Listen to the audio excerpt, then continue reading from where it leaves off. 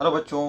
तो एक बार फिर से हम हाजिर हैं, आपसे बात करनी है एक टॉपिक जो बार बार कमेंट बन के आ रहा है हमारे सामने। वो है कि हम इंटरव्यू की तैयारी कैसे करें और किस किस बच्चों को इंटरव्यू की तैयारी करनी चाहिए एमयू 9th क्लास के लिए, और गर्ल्स कैटेगरी में क्या पोजीशन है और बॉयज़ कैटेगरी में क्या पोजीशन है। तो हमने एक बात आपसे कही थी, बॉयज़ के लिए हम सबसे पहले बात कर लेते हैं। पहले जो सीट्स थी उनमें 45 सीट्स अब ऐड हुई हैं, तो अब आपकी जो सीट्स हो जाएंगी वो 270 हो जाएंगी। पहले 225 थी, अब 270 हो जाएंगी। तो इसका फ़र्क पड़ने वाला है मेरिट पे, 4-5 पॉइंट तक मेरिट यहाँ पे कम होने की चांस है। दूसरा हमने बताया था कि क्वेश्चन पेपर का लेवल जो है वो थोड़ा टफ था। ग्रामर के सवाल उर्दू से पूरे तरह से गायब थे, इंग्लिश में थोड़ा टफ थे और हिंदी में भी थोड़ा टफ थे, और मैथ से ही 4-5 सवाल काफ़ी परेशान करने वाले थे। तो बहुत कम बच्चे ऐसे रहे हैं जो 70+ में दिख रहे हैं हमें, और कम बाकी बच्चे जो हैं वो 70 से नीचे हैं। तो इसका मतलब सीधा सा ये है कि कट ऑफ जो है वो अभी रिटर्न में जो कट ऑफ, उसको हम कह सकते हैं कि आपको इंटरव्यू की कॉल आ सकती है। अगर आप बॉयज़ कैटेगरी में हैं तो 60 पे, ओके। तो आपको अगर 60 मार्क्स आप टच कर रहे हैं एज अ बॉय, तो आपको 100% इंटरव्यू के लिए तैयारी करनी चाहिए, और तैयारी अभी से करनी चाहिए, क्योंकि हैंड टू हैंड तैयारी नहीं होती।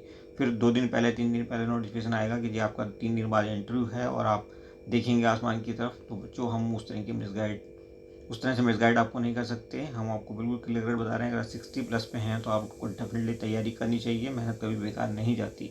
ओके, अब तैयारी में पढ़ना क्या है आपको ये बात कर लेते हैं, लेकिन उससे पहले गर्ल्स की बात कर लेते हैं। तो गर्ल्स का हमने देखा था कि पिछली लास्ट ईयर जो है वो एडमिशन्स के इंटरव्यू के लिए कॉल आई थी 57, 58, 56 ऐसे करके सुनने में आया था कि बच्चों ने बताया था कि हमें इंटरव्यू की कॉल आ गई है 56 नंबर पे।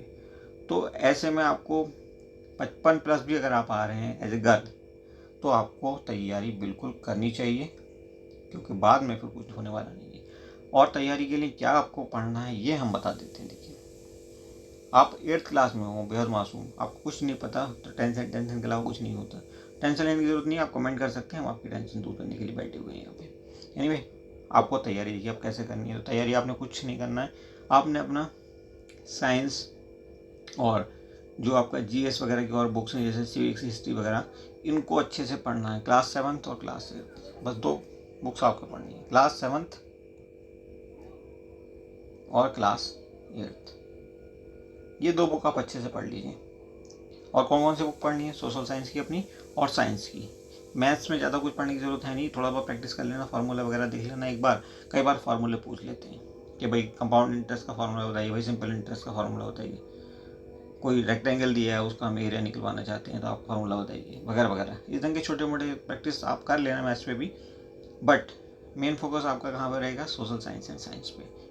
ओके, वो आप क्लास 6 और 7 की दोनों बुक अच्छे से पढ़, सॉरी क्लास 7 और क्लास 8 की दोनों बुक आप अच्छे से तैयार कर लीजिए। कौन सी बुक्स होंगी? वो एनसीईआरटी के अलावा आपको कुछ नहीं पढ़ना। एनसीईआरटी पढ़िए और मस्त रहिए। तो ये सब कुछ क्लियर हो गया है, कौन सी बुक पढ़नी है आपने, कैसे तैयारी करनी है। ठीक है, परेशान बिल्कुल नहीं होना है। सब्जेक्ट से ही ज़्यादा आपके 99% सवाल आने वाले हैं कि आपके सब्जेक्ट क्या थे, और जाहिर सी बात है सब्जेक्ट तो सबके एक जैसे हैं। 9th में, सॉरी 8th में और 7th में कोई चॉइस तो वहाँ होती नहीं है। तो सबने सोशल साइंस पढ़नी, हिस्ट्री, ज्योग्राफी, सिविक्स वगैरह, और सभी ने साइंस पढ़नी है। ठीक है, 2 बुक्स आपको लगानी है, 7th की और 8th की। इसके अलावा कुछ भी नहीं पढ़ना, भटकना बिल्कुल नहीं, कहीं से कहीं तक भी। बहुत अगर आप देख सकते हो तो MCQ देख लो, क्लास 7th 8th के जो NCERT बेस्ड हैं। इसके अलावा कुछ भी नहीं करना, बेफिक्र रहना, मस्त रहना है, और एकदम फटाफट तैयारी शुरू करनी है। नो मोर कन्फ्यूजन, अब कोई कन्फ्यूजन आपको कहीं से कहीं तक होना नहीं चाहिए। हमने इतना क्लियर कट बता दिया आपको, सारी प्रॉब्लम आपको आपकी दूर हो चुकी है। ठीक है, फिर भी आपको लगता है कोई क्वेरी है तो आप कमेंट कर सकते हैं। और जिन बच्चों के 70+ मार्क्स हैं वो ज़रूर कमेंट करें, अपना मोबाइल नंबर शेयर करें, ताकि हम उनके वीडियोस बना करके और दूसरे बच्चों को मोटिवेट कर सकें। Okay, thank you for watching, see you soon.